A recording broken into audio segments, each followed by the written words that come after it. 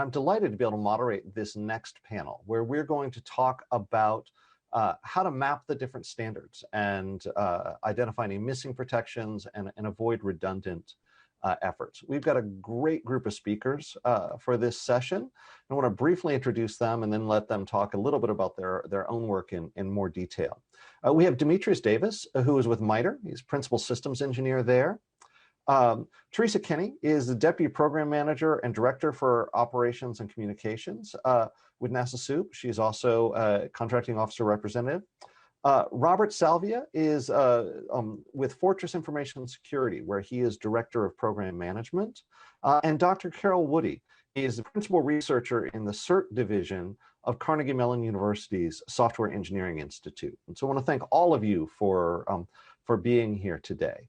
And we've heard a little bit about the different sets of standards and trying to encourage adoption, and even the efforts to do a crosswalk and map them has been brought up a couple times earlier today. We're going to get into that in earnest here. But before we do, I want to give each of our speakers a chance to just talk about the work that's behind the titles that I just listed, and your interest and your focus in SCRM, and in particular in the standards side. And so, Demetrius, if we could start with you, can you tell us a little bit about the work that you're doing at MITRE? Yes, glad to, good morning, first off. I think this is a great opportunity because the work that we're doing at MITRE is pretty far and varied, and supply chain is a unique field because it's cross-cutting. A lot of times we look at cyber as being cross-cutting, but supply chain has a interesting slant to it where we have a lot of IT supply chain risk management going on, but within that, there's a niche within there which is looking at ICT, or information and communications technologies. So I typically spend most of my time in a sector within that ICT slice, which is focused on telecom. So most of the work we're doing across multiple sponsors involves a lot of the cyber supply chain security and resiliency activities related to achieving a secure and resilient 5G network. And, we're doing a lot of pilot efforts. We're doing a lot of standards development. We're doing a lot of activities trying to lead to, as 5G is now moving from, a prototype in the lab, we're trying to now embed it into our national infrastructures, critical national infrastructures. The real challenge is going to be, what is enough security? What is enough assurance for us to achieve so that we can be able to go to bed at night knowing that our systems are protected? Very good. And I think 5G is one of those areas where I think even those who are not directly involved in supply chain risk management have heard about the supply chain risks and about how national security concerns can come into it, as well as more mundane security measures that need to be considered. So I think we'll come back to that here in a little while. Thank you for that. Robert Salvia, can you talk a little bit about your work for us? Absolutely. Again, good morning to all.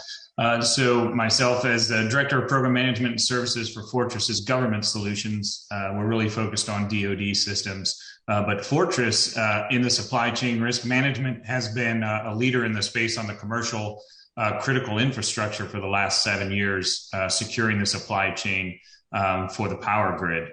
And the expertise that they have, that we've developed there, we've moved over into the DoD space, because over the last, I would say, 5 years, as the DoD has gone through and done cyber risk assessments and determined where they are most vulnerable, every single time the supply chain has come up as one of the most vulnerable attack paths. And you can just see in the last 2 years, the number of regulations, directives, and instructions that have come out specifically focused on the supply chain.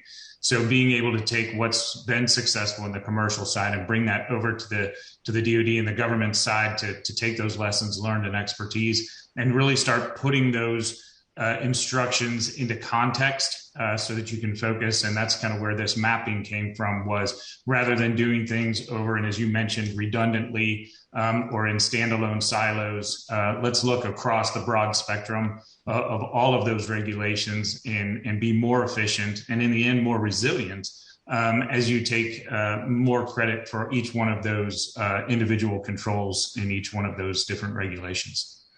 Great. Thank you for that. And Dr. Woody, good morning to you as well, and tell us a little bit about your work in the standards and SCRM space.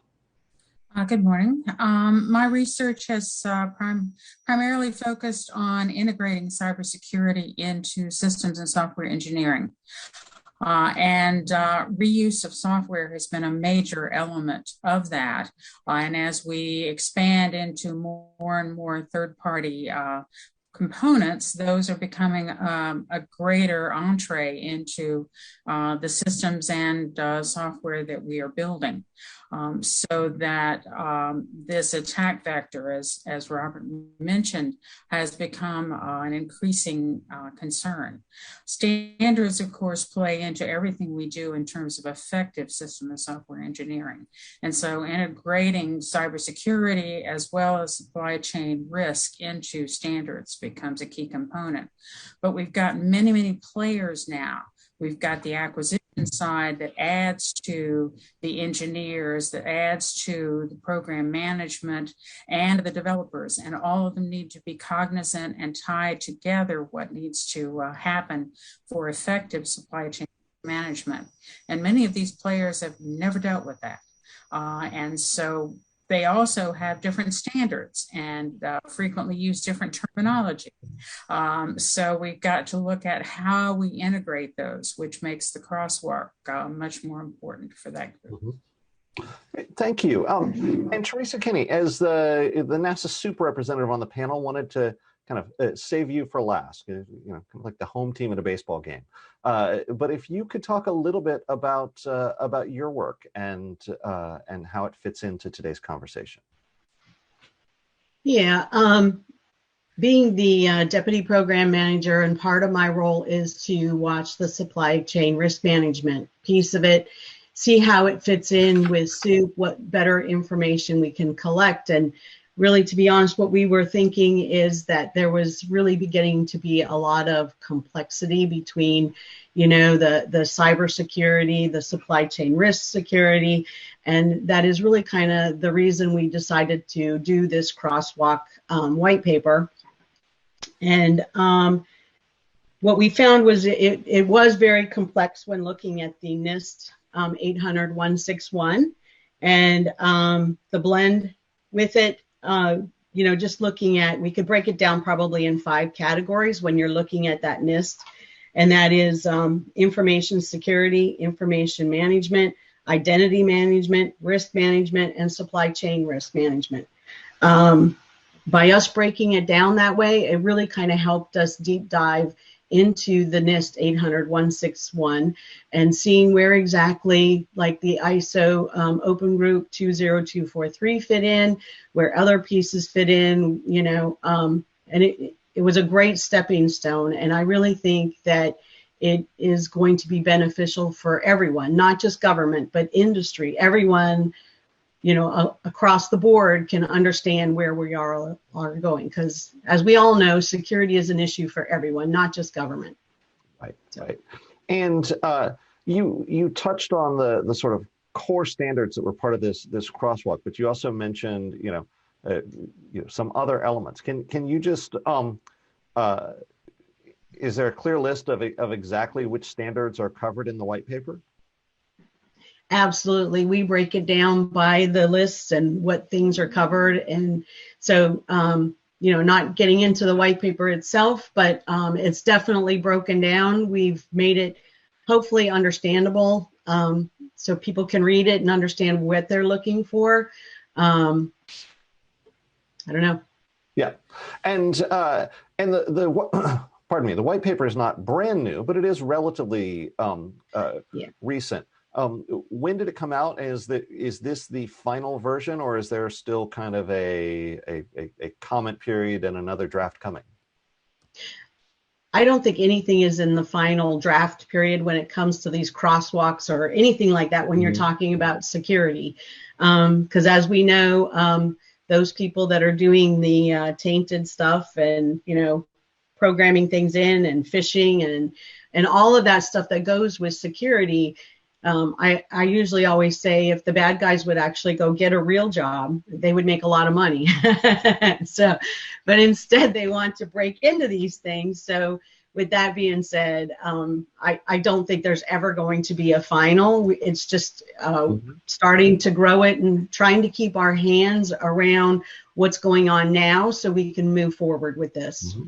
Okay, thank you. And Dr. Woody, anything that you would add to sort of get us started as we, as we look at the crosswalk and the white paper and kind of key values that or key contributions from that paper that you would call people's attention to?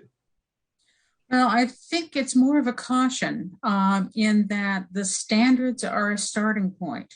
They're a generalization that then every organization has to tune and tailor to focus on the specifics that they're putting together for the technology they're actually implementing in their own environment.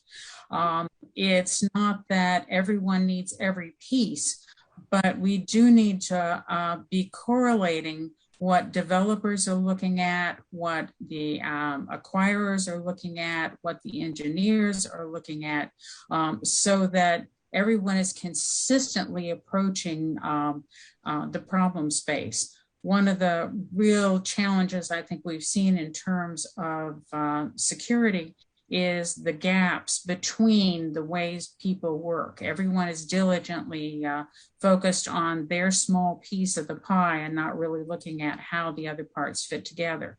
And in many cases, not even aware that somebody else is using a different focus and a different standard. So from that standpoint, this crosswalk, I think, helps draw people to a broader understanding that there are many parts to this puzzle that have to fit together in order for us to get an effective solution. Right. And Demetrius and Robert, I'm interested in your take on the, who benefits most from this, because Teresa mentioned that, rightly, that cybersecurity is everyone's responsibility, but clearly there are sort of core target audiences, and sometimes they have different ways of approaching this. Maybe Demetrius, go to you first, and then Robert. Thoughts on who the crosswalk is really for, and how we kind of get those communities talking to one another? Well, I make it a habit to follow up whatever Carol says. So she's hitting she has all the hammers, she hits all the nails. One of the things I think is really important is this is a layered approach, and it's a whole of government. So we have to be integrated horizontally and vertically. And so while there are parts of the crosswalk that speaks to program managers, we have to realize the supply chain, specifically from the government perspective, has to have a slightly wider view. So if you're an industry, you can just worry about my bottom line. I just want to make sure I make money. And that's usually, I only have to appease my stakeholders. But the government has a slightly wider lens to use. They have to be worried about, how does this impact the environment? Am I buying, equipment or components from places that are being, are human rights violations? There's a whole lot more that we need to factor in. And typically program owners or program managers, system owners, they only care about what's inside their sphere of influence within their system boundary. And we have to realize that the supply chain, as we're seeing with chipsets and other types of shortages that are creating these rippling effects, we're all connected. And that's the real issue we have to realize. So we can't just read this document and say, this is a roadmap for me to address my supply chain challenge, and everyone else has to fend for themselves. We kind of have to have more of, I am my brother's keeper type of mindset, and realize that, especially from a supply chain perspective, we have to say, okay, this is going to, like we said earlier, it's going to cross acquisition security boundaries because there's economic security issues there. You have to worry about, how does this impact intellectual property? I got to make sure the operators are vested into it, because there are going to be options on the table. And we want to make sure that we're not incentivizing folks to go to black market solutions and counterfeits and tainted products. So at some point there's an interesting balance, an interesting tug of war that goes on between, we want the faster, better, cheaper product, but we also want to be, thorough and be mindful of our security posture. And we find out how to navigate and operate within that type of new culture and environment. Great, thank you. And Robert, your thoughts on that issue? Absolutely. I think the entire group has pretty much hit it very well in that this is not just for DoD or government or federal acquisition. This really does apply to on the commercial side as well as on the federal side. On the commercial side, you certainly have financial incentives, as was brought up. Up to $1 million a day they can be fined if they're out of compliance. And on the DoD side, in the federal side, it really is national security, saving lives. We know they're high risk targets. We know they're being targeted. So, and what this cross mapping does is it really does take a look at all of the regulations, all of the instructions, all of the control sets that are out there. And by seeing the ones that are overlapping, you can really start to prioritize that, say, if the same control keeps popping up in multiple regulations across, those are the ones you should really be focusing on, because multiple different agencies and multiple different viewpoints have looked at this and said, this is a critical control that you need to be putting in place. So simply from a best practice, you should be looking at it.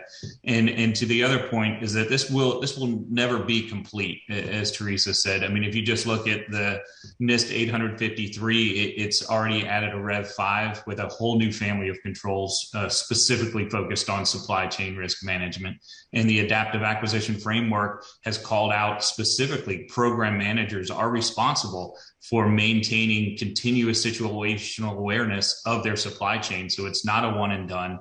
It really is a continuous monitoring of your supply chain. And that applies to everyone, whether you're a vendor supplying on the commercial side or a DoD program manager who is getting vendors who are supplying critical components. You have to look deeper than that first layer all the way down to the third and fourth tier to fully understand and get a comprehensive look of what the supply chain is that you're dealing with. Mm-hmm. I want to follow up. We'll do audience Q&A at the end, and those of you in the audience, I'd encourage you to get those questions in. And thank you to those who have already submitted. But there's one, Robert, that's just sort of goes squarely to what you just mentioned, and this is an audience member who is actually from NIST, but saying that a lot of the third and fourth tier suppliers are being inundated with varying requirements that often aren't clear. What's being done to harmonize those requirements across government and otherwise reduce this burden on small businesses? I mean, I guess a two-part question. One is, I think I heard you say that this crosswalk itself is helping to sort of harmonize those and give at least a starting point. But do you think more needs to be done, and if so, in what ways? Absolutely. And I think, it's not, there has been discussion that maybe there's too many regulations being put out, but I don't think that's the case. I think right now there are too many separate regulations, but that just means that there is more focus being applied where it should be being applied, which is on the supply chain. So doing these type of crosswalks and mapping that says, if you do these certain things, you're going to comply with multiple directives is going to help them. But whether we look at CMMC, which is coming out, all the way down to your lowest tier vendor that they're going to have to comply with, specifically to keep information secure and not be exfiltrated, but also the latest executive order that talks about being transparent with your software bill of materials. So what this really boils down to, and as you see across all of this mapping, is more transparency on the hardware bill of materials, the software bill of materials, and the vendors all the way down to the component level, and rolling that up into something that can be continuously monitored, continuously managed, because it really is those smaller vendors that are at most risk, that may face obsolescence, that may go through mergers and acquisitions, with some other companies that may be considered adversarial at the time. So really, you have to be able to manage that. So being able to clearly and concisely tell them what will meet the requirements for them and allowing them to improve their own cyber resiliency and transparency and rolling that up to the highest level is what needs to be done. Mm-hmm. Great. And thank you. And Teresa, I want to sort of pose that same question to you about this, the complaint or the feedback from industry of like, where do we start? How can we kind of prioritize? Can you speak to how the crosswalk and this effort helps address that need? Got to unmute. Well, for starters, I want to say that I don't think the question is where do we start. I honestly believe that everyone has already started on this train. And if you've kind of missed the train, you've got some catching up to do. So we're definitely rolling down that road. But it's definitely important for everyone, and totally understand where small business is coming from. And then, when you start digging into the second tier and the third tier and the fourth tier, and really you've got to ask yourself as a company, understanding that your stakeholders, and I'm talking from a government point of view, just to let you understand that. But my thinking is, even if I'm a private company and I'm tier 3, wouldn't you want to do what's best for your for your customers, those people that are coming to you to buy these supplies, buy the equipment and stuff. And so I really honestly think that this is something that is good for everyone across the board. And, if we can do that, then that's going to help in our road to building trust with one another. And that's why I think that industry and government commitment is so important to each other, that, we're on this train together. How do we figure it out? What is the best path to go on? And we'll work it out with small business. I understand they are having their bumps in the road. And then you start talking about tier 1, tier 3, tier 4, and so on. Some of them go down to like tier 7 when they're buying stuff and putting like server rooms together and things like that. But with that being said, everyone has to be concerned about this. Yeah. And when you're bringing so many different stakeholders in, some of the challenge seems to be just about terminology. Is there still work to be done on getting these different, the acquisition community and the security community, or even just individual organizations to agree what the specific terms mean in this discussion? Absolutely. And that is our next agenda that we are going to try to tackle, because when you go to so many different agencies or, even private company and ask them for their definition of risk, everyone has a different definition. Or cybersecurity. I mean, they're just defining these things all over the place. And so our hope is that we can kind of guide and, roll it down to a specific definition so everyone is on the same playing field. Great. And Demetrius, I want to put that same question to you, because MITRE so often is focused on kind of creating that common space for discussion and understanding.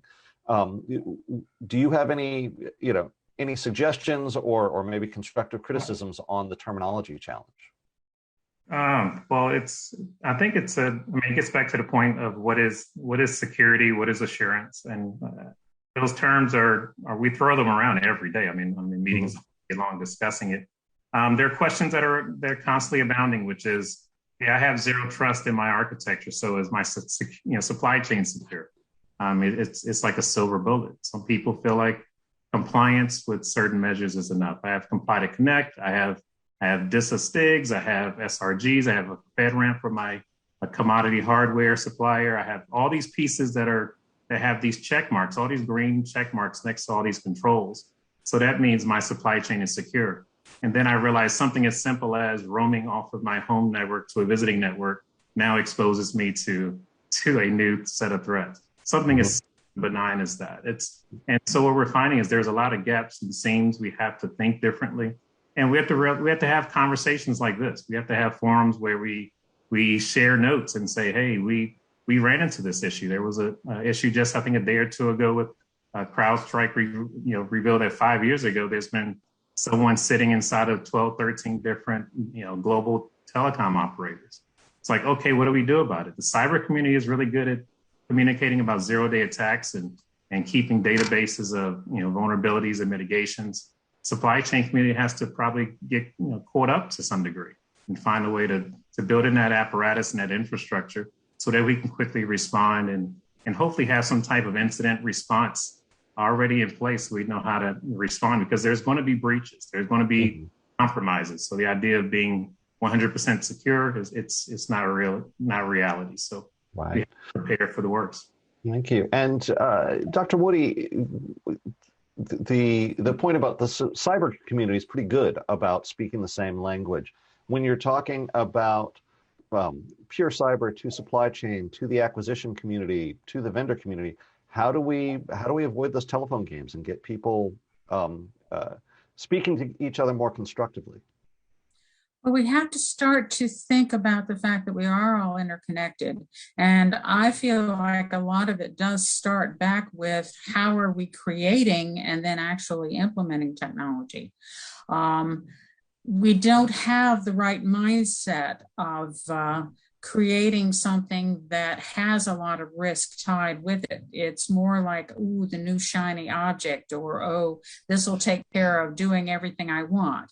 We're jumping on artificial intelligence to minimize everything that we have to have human in the loop. It's a cost savings, it's faster, it's riskier. We've got to be putting that other leg of analysis into our thinking process. And this has to really be a full life cycle. It has to start with how are we creating the pieces, and then how are we tying them together. That's that trust relationships that we've mentioned a couple of times already. What do we mean by the term trust? How are we actually applying it? That's another one of those sketchy terms that nobody really knows what they mean. And then we've also got, how are we maintaining this? We talk about continuous support, but every organization is infamous for putting things on a shelf and forgetting they're there. They just happen to be connected, and then they're sitting there deteriorating. We can't have the mindset that we'll just buy something and use it. We have to be buying it, maintaining it, monitoring it, because technology has risk with it all the way through the process. And it's that we're really struggling with right now in terms of how to figure out how to handle. And I think the standards start to drive us toward that broader thinking, which is a real plus. Okay, thank you. And Robert, I wanted to come back to you. Are there particular disconnects that you see, whether it's between the acquisition community and the security community, or maybe other, dividing lines in the amid the different stakeholders that we really should be focused on right now? I don't believe that there's necessarily disconnects, as much as we're not empowering the security community to do their best work. We're not incentivizing security to raise the bar by putting out compliance, and just meeting that compliance. You're not really providing any return on the investment to go above and beyond to become more secure, and that's where to where Dr. Woody talks about this really has to be developed, from the start all the way through the production process. We kind of look at designing with form, fit, and function first, and then putting security on afterwards to comply with certain regulations. But what we really need to be looking at is from the supply chain all the way through, development, through acquisition, through production to delivery, is developing something that is secure and having something that is traceable and accountable and auditable, so that you can easily track your supply chain to know where each and every component came from, what the provenance is of your software, of your hardware, and then filter that all the way up to the final lead systems integrator, so you have that transparency. And it can't be something that is done once and then sits on the shelf, to her point, and deteriorates. It has to be a program. It has to be continuously monitored. You have to have a comprehensive window pane to see not only what is changing within the vendors themselves, but when we're talking about scrim, to include cyber scrim, there are new exploits and vulnerabilities being found every single day that now your supply chain risk management is going to have to address. So you may have been good yesterday, but tomorrow you're going to have a new vulnerability that inside your supply chain that you're going to have to respond to and see how risky that is. And it has to be looked at in the context of the architecture of which those components are being applied. So it really is more than just a single compliance report to get through a milestone. It's part of a program that has to be managed throughout the entire life cycle of the system. And when you say that management and monitoring and maintenance needs to take place, are you saying that is a responsibility that lives with the agencies and the programs, with the vendors, or both? Both. It really does have to be both. It has to be the end user has to be monitoring that, especially as parts become obsolete, as you move from the OEM to the operational and maintenance phase, and you may be going to third parties for replacement parts. As your vendors change, merge, get acquired, each and every one of those tech refreshes, upgrades, patches. So the end user has to have complete visibility of their supply chain. But also, when you talk about some of the larger primes, they may have 100 to 200,000 vendors in their vendor list, and they have to be able to actively manage those and put not only thresholds but objectives and incentivize those third, fourth, fifth tier vendors that are supplying the smallest part. Incentivize them to be more secure, and then go with the more secure vendors, so that you're building a more secure end product, and you have that accountability and traceability and can provide that to the end user. That's where this is actually become successful. Mm-hmm. Okay. And Teresa, is from the soup perspective, do you feel like that ecosystem is there, that there's there's the tools and the information transfer to help people have the data they need to be able to faithfully execute those responsibilities to monitor in the way we were just discussing? Yeah, absolutely. I will tell you, there's always room for improvement. And I'll use Joanne Wojtek's motto, where she says, often happy, never satisfied. So as the world is continuing to constantly grow, Soup is always trying to figure out ways that we can help, the buyers, help our customers out with purchasing good equipment, hopefully with little risk, or at least give them a level of where the risk is, and so they can make the best decision they can moving forward with their purchases. Mm-hmm. And Joanne had alluded to it in her talk this morning, when she was saying that, we're like an information house where, we are just trying to provide the best information we can to the customers to help them make the best choice that they can. Okay.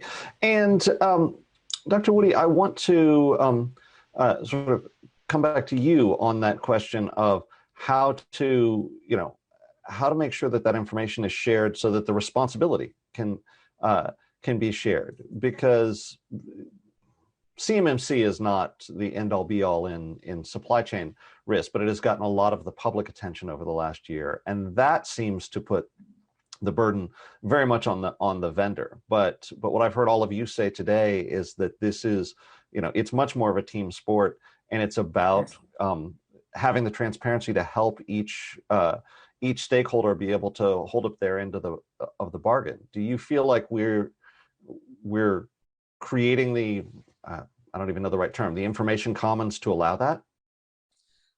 I don't think we have the right mindset, because continuous improvement is what we have to be aiming for.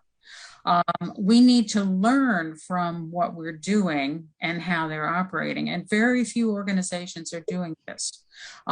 We've got third party and other players all along the life cycle, and in some sense we kind of act like if there's a problem, well, they'll fix it.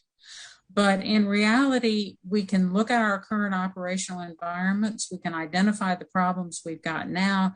Those should feed back into how we select, build, and implement the next round of technology. And we're not making those connections. Mm-hmm.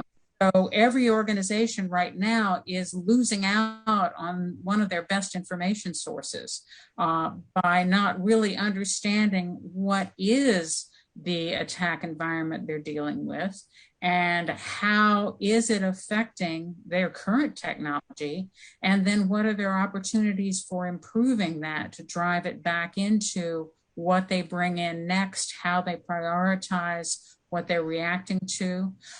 There's another aspect we talk about called technical debt, and a key piece of technical debt is cybersecurity risk. Many vendors and many organizations, when they implement systems know that they've got cybersecurity risk. They can run static analysis tools, dynamic analysis tools. They can't fix everything, so they make choices. And what we need to do is better understand how we apply those choices and then how we, over time, fix the remaining pieces and really begin to effectively manage this process front to back. But it requires a different mindset. It also requires resources that can understand the pieces across all of these components. Mm-hmm. And we have a lot of stovepipes and we have a lot of stovepiped knowledge, and we have to work around that more effectively. Great, thank you. There's a whole bunch that we had talked about talking about, but I want to make sure we privilege the questions that are coming from the audience. So I'm going to pivot to audience Q&A in just a moment, but I do want to get one last question in, and Demetrius, I'm going to go to you first, which is there a scorecard for SCRM? Like, how do organizations know how well they're doing on this? Going to Dr. Woody's point about we need to have continuous improvement, but you need to know where you are to know what steps you need to take to improve. I'm glad you said that. It's a great question, mainly because I get to see how security and supply chain are viewed in a lot of different arenas. The short answer I would say is yes, we need a scorecard, but the scorecard, sort of what was mentioned in the last few segments, has been everyone's going to have a different rubric for their scorecard. So coming up with a calculus of sorts to determine what's important and what's not important. It's going to change for every program, every system owner, every operator. And so one of the things we're seeing is, for example, within the telecom sector, is it better to go with one big incumbent vendor that gives you this end-to-end solution? Because if they end up on the entity list, you got to rip out all of that infrastructure and replace all of it. Is it better to go with a disaggregated infrastructure and have a bunch of smaller vendors provide piece parts and we pay someone to integrate all those parts using open standards and protocols? There's trade-offs there, and it's not a right or wrong. It's a question of where you want to put your dollar, where do you want to put your risk? And so those are conversations we have to have internally. And those decisions are going to impact everyone that's riding on that same infrastructure, everyone that's an external, horizontally associated system or user to that particular decision that's been made. So we got to figure out how to capture that information. But I would say the good news is we have examples where this is actually demonstrated within the military community specifically. Commanders want to see all the information they need on a single pane of glass. Mm-hmm. To integrate all the data sources that they need to give them the answers that they need when they need it. And I think we can apply that same mindset. There's going to be several authoritative data sources. We have to learn how to piece them all together and into a tapestry. And I think this crosswalk document is a step in that direction. Hey, what are all the different compliance measures and controls? How do I stitch all of these together into a coherent, seamless tapestry that can give me a good insight as to where I am from a supply chain perspective, as well as from a broader cybersecurity perspective? So we know there's Cat 1, Cat 2s. And in the cyber world, we need to have some type of similar nomenclature that raises red flags, let me know when to respond. And it's not going to be the same type of vulnerabilities and compromises we see on the cyber side. These will be, some of these are non-technical. So it may be, hey, I just heard that this particular vendor was purchased by another vendor who has a base of operations in a country of concern. That's like that's not the typical question we would normally get in a cyber community. But the supply chain community have to look at the economic impacts, the geopolitical, as well as the technical and other aspects. And that means we have to have a much more broader view of the data sources we're tapping into. But I think it's definitely achievable. We have the tools, we have the people.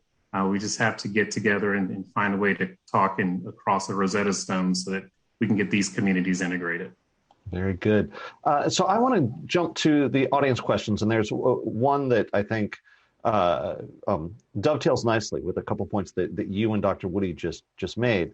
And Anna Shea had asked about where are there technological solutions that may be useful in SCRM strategies, whether it's supply chain illumination tech or other ways to help help work toward that single pane of glass. And Demetrius, we'll start with you, and then certainly open it up to anyone else who wants to answer. Well, I'll put my biases on the table. I'm a systems engineer, so there are plenty of systems engineering as well as digital engineering tools and methodologies that are out there. We have countless frameworks. If you I'll show you one. I think we have the mechanisms in place to manage all the complexity and scale challenges that we're going to run into.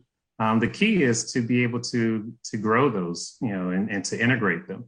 So really, this isn't really about tools and processes. I think it gets down to a data conversation. And the reality is we don't really know. I mean, I think the GAO report that's referenced in the crosswalk document, I'm putting another plug in for the document. Mm-hmm. The GAO report mentions that we have a lot of agencies that don't even realize this is a problem they need to be working. And we're really behind the eight ball. And there's other efforts where we're struggling to get an inventory of our devices and knowing where are they located and what are the postures of those individual devices. So getting awareness of our supply chain is a first step. And we got to get to the point where we start evolving it so that we have greater insights as to where we are overall. To get that single pane of glass solution, we have to be able to have the right data feeds to be able to support that.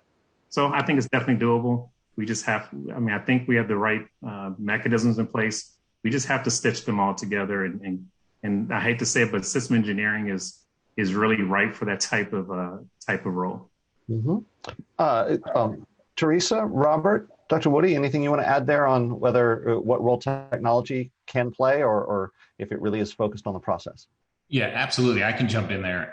We certainly have seen that, again, with the history of protecting critical infrastructure as well. And that's what everything is gravitating towards, is that single pane of glass.